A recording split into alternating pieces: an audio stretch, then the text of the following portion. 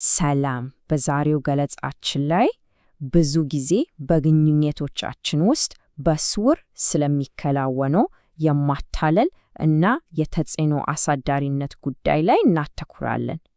እንግዲህ ይህን ርዕስ የምንመረምረው በዶክተር ሃሪየት ብሬከር በጣም ወሳኝ ሥራ ላይ ተመሠርተን ነው።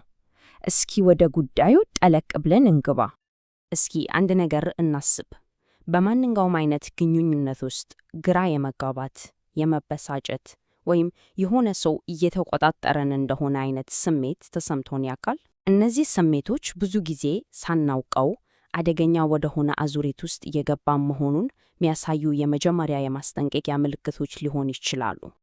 ስለዚህ በመጀመሪያው ክፍላችን ይሄ የማታለል ጨዋታ የምንለው ነገር ምንድን ነው እና በሰዎች ላይስ ምን አይነት ስሜት ይፈጥራል የሚለውን እንመለከታለን። እሺ፣ ማኒፑሌሽን ወይም ተጽዕኖ አሳዳሪነት ስንል ምን ማለታችን ነው? በቀላሉ ለማስቀመጥ አንድ ሰው የራሱን ፍላጎት ብቻ ለማራመድ ሲል በሌላ ሰው ላይ ፍትሐዊ ያልሆነ ወይም ተገቢ ያልሆነ ተጽዕኖ ሲያሳድር ነው። እና ይህ ነገር ቀላል አይደለም።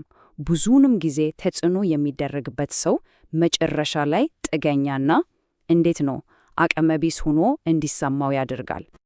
እዚህ ጋር በጣም ወሳኝ የሆነ ልዩነት መረዳት አለብን። በተጽዕኖ አሳዳሪነት እና ጤናማ በሆነ ተጽዕኖ መካከል ያለው ልዩነት ማለት ነው።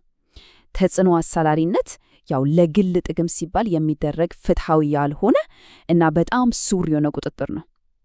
ጤናማ ተጽዕኖ ግን ለጋራ ጥቅም ሲባል በግልጽ በመነጋገር ላይ የተመሰረተ ነው። አንዱ ተገኝነትን ሲፈጥር፣ ሌላኛው በራስ መተማመንን እና ነፃነትን ያበረታታል። በጣም ይለያያሉ። እሺ፣ ወደሚቀጥለው ክፍል ስንሄድ ታዲያ ይሄ የማታለል ጨዋታ ለምንድን ነው የሚሰራው የሚለውን ጥያቄ እንጠይቃለን። እዚህ ላይ ተጽዕኖ አሳዳሪነት የአንድ ወገን ብቻ ሳይሆን የሁለት ወገን መስተጋብር ውጤት መሆኑን እንረዳለን። የተጽዕኖ አድራጊውን ጎን ስንመለከት ሶስት ዋና ዋና መነሻዎች አሉት። የመጀመሪያው ሌሎችን የመቆጣጠርና የበላይ ሆኖ የመሰማት እጅግ በጣም ከፍተኛ ፍላጎት ነው። ሁለተኛ ደግሞ ግንኙነቶችን ልክ አሸናፊ እና ተሸናፊ እንዳለበት ጨዋታ አድርጎ ማየት ነው። ሶስተኛው ግልጽ ነው፣ በሌሎች ሰዎች ጉዳት የራስን ጥቅም ብቻ ማሳደድ። በሌላ በኩል ደግሞ አንድን ሰው ለተጽዕኖ ቀላል ኢላማ የሚያደርጉት ድክመቶች አሉ። ልክ እንደ ቁልፎች ልንላቸው እንችላለን። አንደኛው ሰዎችን የማስደሰት በሽታ ይባላል። የማለት የራስን ዋጋ የምንለካው ሌሎች በሚሰጡን ይሁንታ ከሆነ ነው። ሁለተኛው ኢሞቶፎቢያ ነው።